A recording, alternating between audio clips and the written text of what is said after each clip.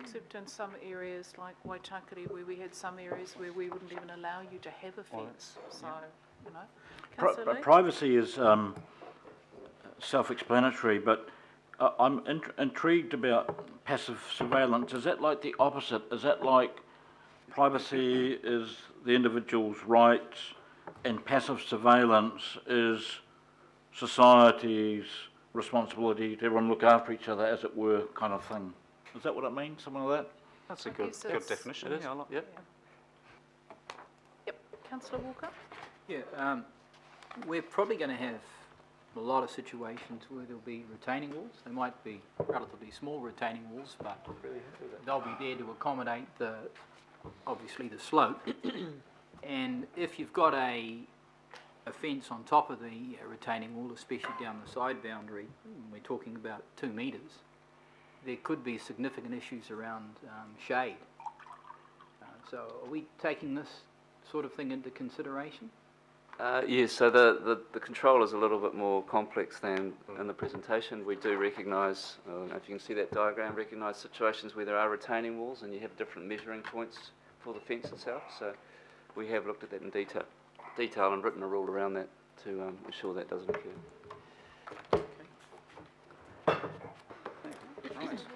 So, I mean, these are just, this is what we put forward at the hearing, but we don't know whether the hearing panel's actually, I mean, we have to keep that in mind all the time. Yeah. So, you know, some of the discussion is as if this is all happening. And if you want to see a really, really bad example of this, when you're driving into Snells Beach on the right, there's a GJ Gardner built most of the houses, and they've got 1.8 metre fences all around them, and a complete and utter eyesore of a new subdivision that really should be quite good. And I think we've taken away the flexibility by actually having it in the plan. Just say that, and hopefully the panel might have travelled around a bit and had a look. Okay. Councillor Brewer? I just want some clarification on the current Auckland City district plan and the permitted height for front fences. What is it? 1.8, is it? We'd have to check that. It wouldn't take. It's 2 metres in the isthmus plan. In the isthmus plan, it's 2 metres.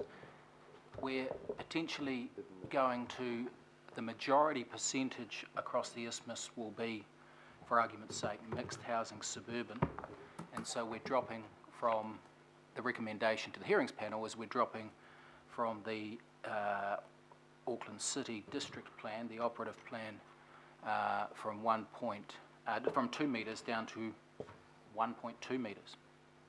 Am I reading that right?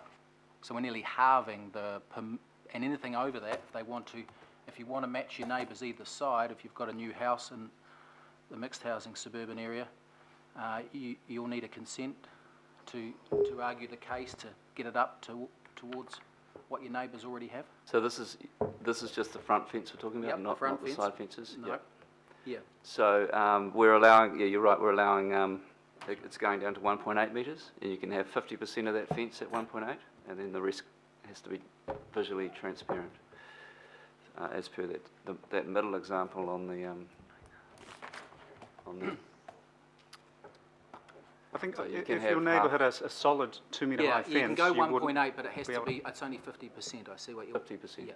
But if you're doing a solid front fence, the maximum permitted level, height across Auckland City, which was 2 metres, is now dropping down to 1.2 metres in mixed housing suburban. Yes, I mentioned it was in the isthmus plan, it was 2 metres. I'm not sure what the rest of the city was in terms of the front fence height. I suppose my question is that if your neighbours have built to the isthmus plan and you're in a permitted level and you've developed a new place or put up a new fence, you can only go to 1.2 permitted.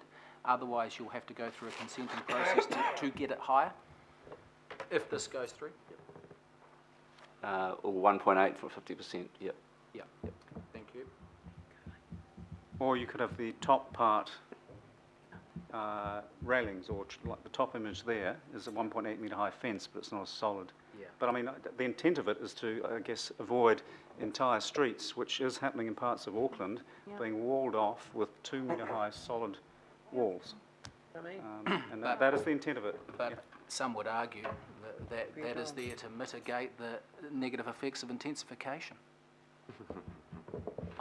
And I think that's, you know, one of those arguments that you can easily knock back by saying one of the things that mitigates intensification is good open spaces, good public spaces and good public amenity, and that's kind of proven around the world. Putting up high fences just provides what they refer to in many of these areas as rape and pillage areas, where simply bad things happen when you fence them off. So, you know, you can argue both ways. Somewhere in the middle, I think. Well, is the high fence is 1.8 metres, Madam Chair, it's about the height of me, and 1.2 is, I don't know, height the of me. height of Wayne Walker, you know, it's not, we're not talking, Imagine you know, if I do like the Lord of the Rings, but I'm certainly not a hobbit. no. I think, All right. you know, the this, permitted height is not that high. I'm sure this current. was well canvassed and well debated through the mediation process, and we'll see what the hearings panel brings to us. Sure, thank you. Councillor Clow. Do we need to be a bit careful here about how much we get into this discussion? That's exactly why we're saying we've just got was to just wait and asking see for- what the I was just panel asking for brings. clarification. Councillor Clow. Yeah, I just want to move on to the next slide. Does that photo on the left, does that show what you can't put in? Neutral on fences, Dick. It seems a bit strange, it's there. Looks like 1.8 metres all the way across. They want little low fences in Remuera. I got Correct. it in mind. The left is what we're trying to avoid. Poker face. Thank you. Open mind about things. Yeah, okay. Councillor Lee? What's in terms of high fencing, which something which you're trying to adjudicate on, and quite rightly. What say somebody plants a wall of trees that are not? Yep. Is there any Called a hedge. controls around that in terms? No. I mean, it's very difficult to control that, and at least with trees or hedging, it provides a softer green landscaped frontage to a site. It's not just a hard concrete or wooden edge. So I think, you know, in my view, as a planner, we have to accept that some people will plant a wall of trees along frontages. We can't control that really. But at least it adds something to the street by greening the street. Right, I think we Sorry, should Madam move Chair, can I on. ask a clarification? Yep, So if you had a absolutely. hedge, does it have to be kept at 1.2? No. What about ivy? What about good ivy on a fence that looks like a hedge?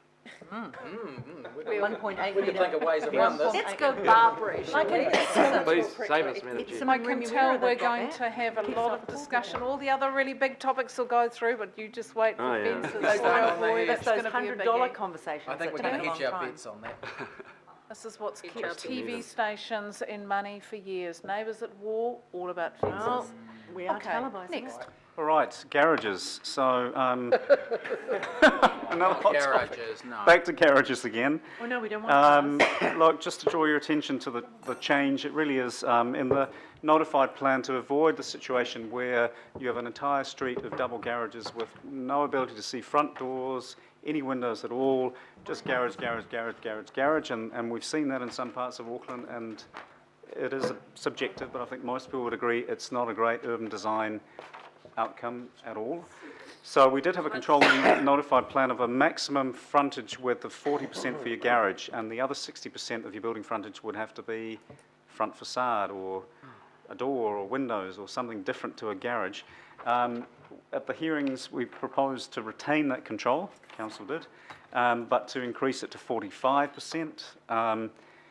And the garage itself would have to be set back 5 metres to allow for that parked car between the garage door and to avoid it overhanging the footpath, which also happens in parts of Auckland. Quite a reasonably prescriptive control. It doesn't exist in all of the operative plans, exists in some way, shape or form in some of the operative plans in some parts of Auckland, but that's kind of where we got to retain the control, a little bit more flexible, deals with the overhanging car over the footpath situation, and that's where we got to. I guess it's a matter of seeing what the panel thinks.